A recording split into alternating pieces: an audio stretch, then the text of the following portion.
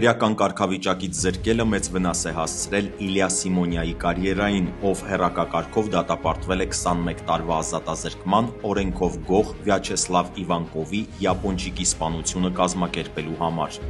Ըստ նյութերի 1990-ականների սկզբին Սիմոնյայի մոտ կոնֆլիկտ է առաջացել Իվանկովի հետ։ Յապոնչիկը Սիմոնյային կամ ինչպես նրան կոչել են Մախոյին զրկել է քրեական կարգավիճակից։ Սիմոնյային կարգավիճակից զրկելու փաստը մեծապես վնասել է նրա քրեական կարիերային, ասվում է փաստաթղթերում։ Մախոն իր բոլոր դժբախտությունների մեջ մեղադրել է յապոնչիկին, այս մասին հետևում է գործով վկայի ցուցմունքներից։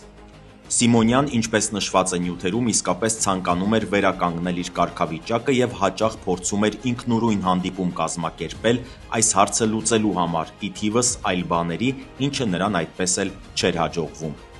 Մոսկվայի քաղաքային դատարանը հունվարի կեսերին Իլյա Սիմոնյային մեղավոր է ճանաչել շահադիտական նպատակներով կամ վարձույթով, ինչպես նաև ավազակության, շորթման կամ բանդիտության հետ կապված նախնական համաձայնությամբ կամ կազմակերպված խմբի կողմից սպանություն կազմակերպելու մեջ։ Դատապարտյալը բացակայությամբ դատապարտվել է 21 տարվա ազատազրկման խիստ ռեժիմի գաղութում։ Ըստ քննության 2009 թվականի ապրիլին նախկինում դատված Մերձ Մոսկվայի բնակիչ Սիմոնյան կազմակերպել է Իվանկովի սպանությունը, հանցավոր համայնքում ազդեցության ոլորտները վերաբաշխելու համար։ Այդ նպատակով նա ներգրավել է Կախա Գազաևին, Ջամբուլա Ջանաշիային և Մուրտազի Շադանիային, ինչպես նաև Նուգզար Պապավային և Աստամուր Հուդբային։ Չարագործները հետևել են յապոնչիկին, գնել Դրագունովի դիպուկահար հրացան, փամփուշտներ, գազել մեքենա, բջջային հեռախոսներ։ Պարզելով, որ Իվանկովը հաճախ է այցելում Մոսկվայի Խորոշևսկի մայրուղու վրա գտնվող թայլանդական փիղ ռեստորանը,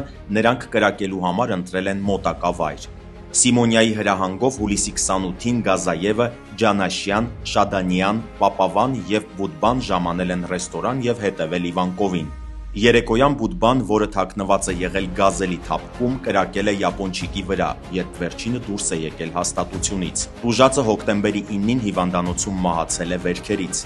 Դատարանը Ջանաշյային դատապարտել է 15 տարվա ազատազրկման խիստ ռեժիմի գաղութում, իսկ Շադանյային 16 տարվա։ Գազաևն ամբողջությամբ ընդունել է իր մեղքը և նրա դեմ գործն առանձնացվել է առանձին վարույթով և նա դատապարտվել է 14 տարվա ազատազրկման խիստ ռեժիմի գաղութում։ Աբխազիայի և Ռուսաստանի քաղաքացիություն ունեցող Բուդբան և Պապավան ձերբակալվել են հեռակա կարգով։ Սիմոնյան նույնպես միջազգային հետախուզման մեջ է։